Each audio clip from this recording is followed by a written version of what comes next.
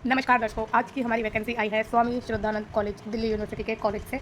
और इसमें जो आपकी पोजीशन है वो है नॉन टीचिंग पोजीशन। इसमें आपको ऑनलाइन अप्लाई करना है, रेगुलर बेसिस पर है, परमानेंट आपकी ये पोस्ट है। और इसमें अप्लाई करने के लिए आपको सिर्फ 15 दिन मिले हैं सॉरी 15 दिन ही मिले हैं। अब इसमें एक चीज़ मैं आपको बता दूं, ऑफिशियल वेबसाइट पर अभी तक ये नोटिफिकेशन अपलोड नहीं हुआ है। 7 तारीख को ये आ चुका था, बट इन्होंने अपलोड बहुत लेट करा है। मतलब 7 तारीख को इन्होंने नोटिफिकेशन दिया, बट वेबसाइट पर अपलोड नहीं करा, जिसकी वजह से वीडियो भी लेट बन पा रही है और कैंडिडेट्स को पता भी नहीं चल पा रहा।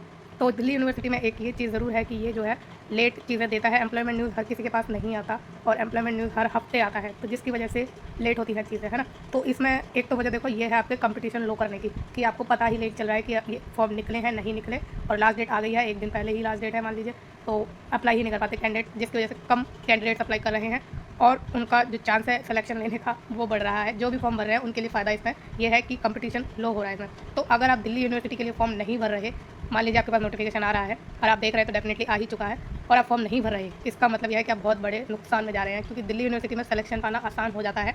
हाँ, वो बात अलग है, करप्शन है, बट करप्शन कहाँ पर नहीं है आप मुझे बताइए। हर जगह आपको करप्शन देखने को मिलेगा, कहीं भी आप चले जाइए, ठीक है। तो इसमें आपकी जो पोस्ट है इसमें सिलेक्शन लेना आपके लिए आसान हो जाता है। क्यों हो जाता है? कंपटीशन लोग फॉर्म नहीं भर पा रहे लोग, और दूसरा इसके एग्जाम पैटर्न की वजह से।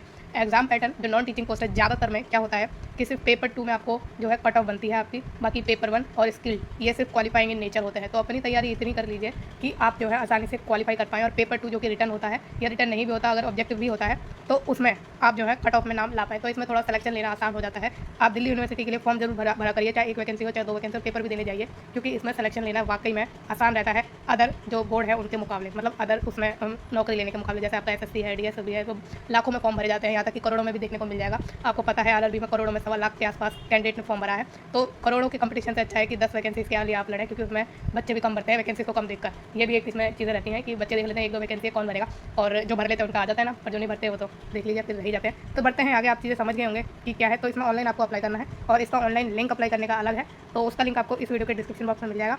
कौन सी पोस्ट आई है वो देख लीजिए। एडमिनिस्ट्रेटिव ऑफिसर की आई है, एक वैकेंसी है टोटल ही, और अनरिजर्व के लिए है वो भी। Senior personal assistant to principal, इसमें भी टोटल एक वैकेंसी है अनरिजर्व कैटेगरी में। सीनियर असिस्टेंट के लिए एक वैकेंसी है, वो आपकी पीडब्ल्यूडी कैंडिडेट विजुअली इंपेयर्ड के लिए है। फिर असिस्टेंट की आपकी पोजीशन है एक अनरिजर्व के लिए, और लेबोरेटरी अटेंडेंट की टोटल 13 वैकेंसी है।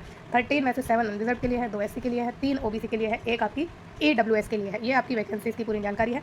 अब इसमें हम क्वालिफिकेशन की तरफ बढ़ते हैं, और इसका ग्रुप ए भी इसका ग्रुप भी देखेंगे, पे लेवल भी देखेंगे, ठीक है, एज लिमिट भी देखेंगे। तो एडमिनिस्ट्रेटिव ऑफिसर के लिए ग्रुप ए की पोजीशन है, पे लेवल 10 है। ये आपके असिस्टेंट प्रोफेसर जो होता है ना पोस्ट, उसके बराबर है, ठीक है, पे लेवल। तो इसमें आपका लेवल 10 है, एज लिमिट है 40 ईयर्स है। इसमें आपको क्या चाहिए? मास्टर डिग्री चाहिए, जिसमें आपके 55% मार्क्स होने चाहिए, या कोई इक्विवेलेंट ग्रेड होना चाहिए। तो अगर आपने किसी भी सब्जेक्ट में मास्टर डिग्री ले रखी है, then you can apply for the assistant officer post. फिर नेक्स्ट जो इसमें क्वालिफिकेशन है, appointment under direct recruitment shall be made through all India open competition, जो कि रिटर्न टेस्ट और इंटरव्यू, ठीक है। तो रिटर्न टेस्ट और इंटरव्यू के बेस पर आपको ओपन कंपटीशन होगा, उसके थ्रू आपका इसमें सिलेक्शन होना है।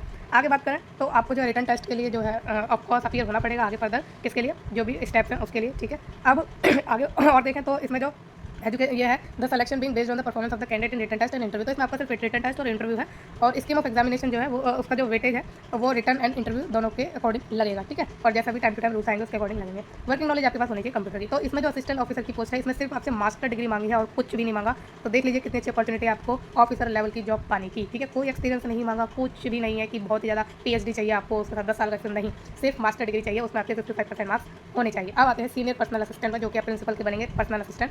ग्रुप बी की पोजीशन है, पे लेवल 7 है, एज लिमिट है आपकी 35 ईयर्स। इसमें आपसे बैचलर की डिग्री मांगी है किसी भी जो आपकी डिसिप्लिन है उसमें, साथ में 3 साल का एक्सपीरियंस मांगा है, जहाँ उसमें आपने काम किया हो 3 साल के एक्सपीरियंस में एज ए प्राइवेट सेक्रेटरी या पर्सनल असिस्टेंट या स्टेनोग्राफर या एग्जीक्यूटिव असिस्टेंट या एग्जीक्यूटिव सेक्रेटरी इन एक गवर्नमेंट डिपार्टमेंट, मतलब आपने गवर्नमेंट डिपार्टमेंट में ये पोस्ट संभाली हो, या यूनिवर्सिटी में या फिर ऑटोनोमस बॉडी में, पीएसयू में, एजुकेशनल इंस्टीट्यूशन में, जो कि रिकॉग्नाइज हो आपका गवर्नमेंट ऑफ इंडिया द्वारा। स्किल टेस्ट इस पर आपका होगा, आप जानते हैं। डिक्टेशन दी जाएगी आपको 10 मिनट के लिए, और आपकी स्पीड मांगी है 100 वर्ड पर मिनट स्टेनोग्राफी में। ट्रांसक्रिप्शन की बात करें तो 40 मिनट आपको दिए जाएंगे ट्रांसक्रिप्ट करने के लिए इंग्लिश के लिए, और 55 मिनट दिए जाएंगे हिंदी के लिए। कंप्यूटर में आपको ट्रांसक्रिप्शन करना है। कंप्यूटर प्रोफिशिएंसी मांगी है, टाइपिंग स्किल डेफिनेटली होगी आपकी, अगर आपको स्टेनोग्राफी आती है। वर्ड प्रोसेसिंग आनी चाहिए, स्प्रेडशीट आनी चाहिए, इंटरनेट ईमेल, मतलब आपको कंप्यूटर चलाना आना चाहिए। आगे चलें और बात करें तो इसमें जो नेक्स्ट है आपका सीनियर असिस्टेंट की पोजीशन है, सेम लेवल है ऊपर वाले की तरह, सीनियर पर्सनल असिस्टेंट की तरह ग्रुप भी, और पे लेवल इसमें अलग है 6, ठीक है। उसमें 7 था ना, देखो उसमें आपका 7 था, इसमें कितना है 6 है आपका। इसमें एज लिमिट सेम है 35 ईयर। बैचलर डिग्री मांगी आपसे किसी भी डिसिप्लिन में, साथ में 3 साल का एक्सपीरियंस मांगा है एज असिस्टेंट या कोई इक्विवेलेंट जिसका पे लेवल 4 रहा हो, ठीक है। तो इसे समझ लीजिए आपको 3 साल का एक्सपीरियंस चाहिए जिसमें आपने असिस्टेंट के रूप में काम किया हो, और उस असिस्टेंट की पोजीशन का पे लेवल 4 हो, या फिर जो आपने काम किया है इसके इक्विवेलेंट असिस्टेंट की जो पोस्ट है उसके किसी इक्विवेलेंट पोस्ट पर आपने काम किया है, उसका लेवल 4 ही होना चाहिए, ठीक है। चाहे अपना आपने असिस्टेंट के रूप में काम किया हो, चाहे असिस्टेंट के इक्वलेंट किसी पोस्ट पर काम किया हो, तो दोनों केसेस में आपका जो पे लेवल है वो 4 ही होना चाहिए। ठीक, अब the experience should be in central, state government या यूनिवर्सिटी या पीएससी या फिर कोई भी other central state autonomous body या कोई इक्वलेंट पे पैकेज आपका होना चाहिए। ठीक है, अगर आपने प्राइवेट में काम किया है तो आपका इक्वलेंट पे पैकेज होना चाहिए रेप्यूटेड प्राइवेट कंपनी में, कॉर्पोरेट बैंक में, with minimum annual turnover of at least 200 crore और मोर। तो आप जिस कंपनी में आपने काम किया हो उसका जो टर्नओवर हो एनुअली वो 200 करोड़ हो या उससे ज़्यादा हो। ठीक है, तो अगर गवर्नमेंट में किया है पे लेवल 4 पर तो उसमें कोई टेंशन वाली बात नहीं है, बट अगर आपने कंपनी में किया है या कॉर्पोरेट बैंक्स में भी किया है काम,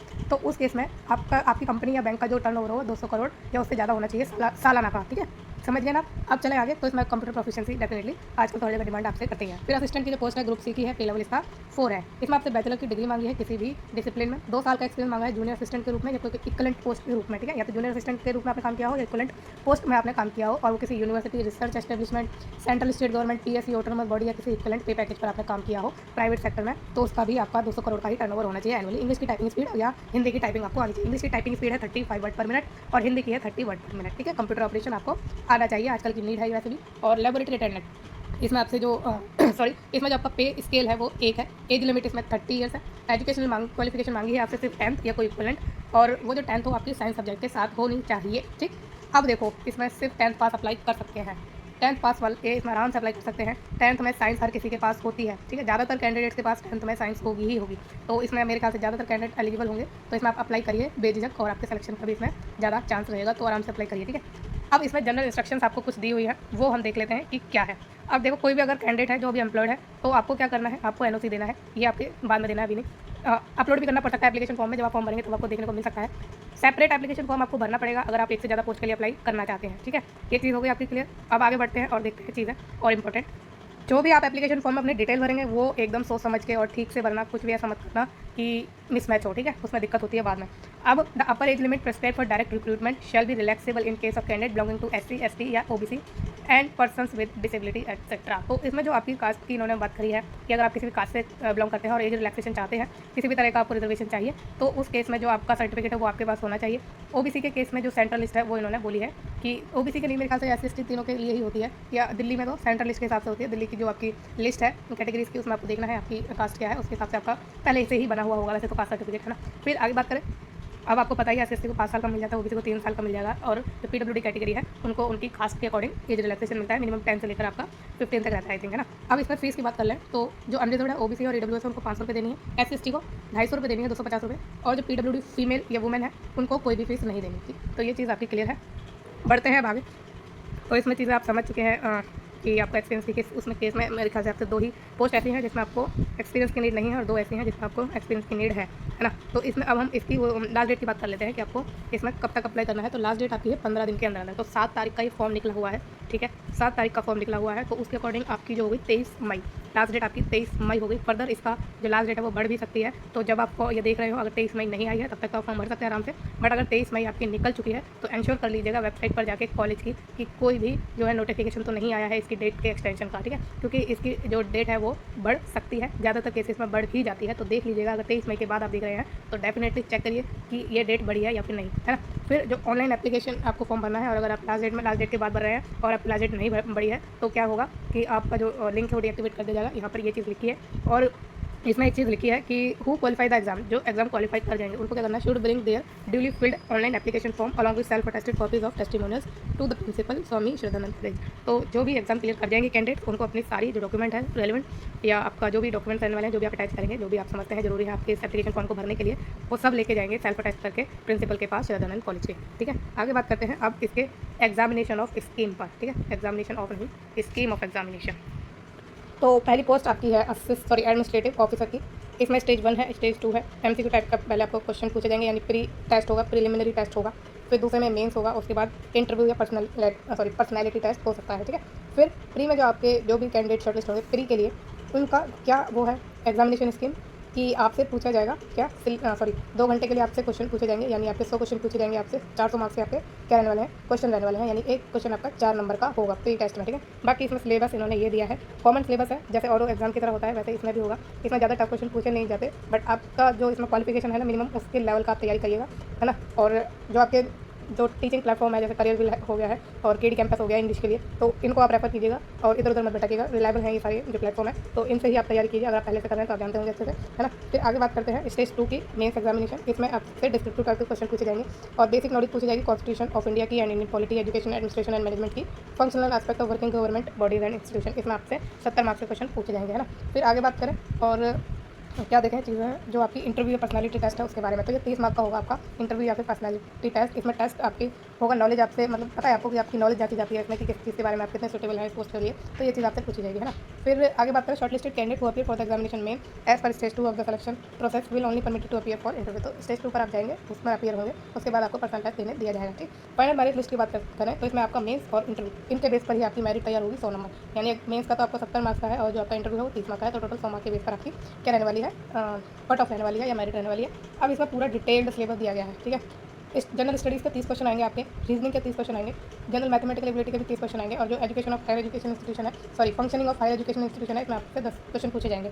ये आपकी हो गई क्या प्री की बात। तो ये आप देखो प्रिंट आउट निकालना इसका और उसके अकॉर्डिंग अपनी तैयारी करना, क्योंकि उसमें आप अपने आप को बेहतरीन तरीके से जान पाएंगे कि क्या कमजोर है, किसकी तैयारी और कितनी करनी है, ठीक है। फिर एग्जामिनेशन मेंस की बात करें तो इसमें आपसे constitution of India, Indian polity पूछी जाएगी और आपका जो है एजुकेशन एडमिनिस्ट्रेशन एंड मैनेजमेंट पूछी जाएगी, है ना। तो इसमें अगर आपको ये जो कॉन्स्टिट्यूशन ऑफ इंडिया है तो इसको आपको भूल के पी लेना है, ठीक है। ये बहुत अच्छा आपका रहने वाला है, तो इसे आप ध्यान से पढ़िएगा। जो आपकी यूपीएससी के लिए एक आती है ना, उसकी मतलब वो तो बहुत बड़े लेवल की है, बट उसको उस बुक को अगर आप पढ़ लेंगे तो आपके लिए ज़्यादा अच्छा रहेगा। जो पॉलिटी आती है राज्य व्यवस्था के नाम से, वो आप पढ़िएगा, है ना। फिर एजुकेशनल एडमिनिस्ट्रेशन मैनेजमेंट की ये पूरा आपको सिलेबस दिया गया है, government bodies and institution, personal interview के लिए कि भी आपको चीज़ें उन्होंने बताई है। तो इसमें note regarding the conduct of recruitment process and finalisation of result. तो इसमें मैं आपको बताया मेंस और इंटरव्यू के बेस पर आपकी क्या होगी, मेरिट लिस्ट तैयार होगी, है ना।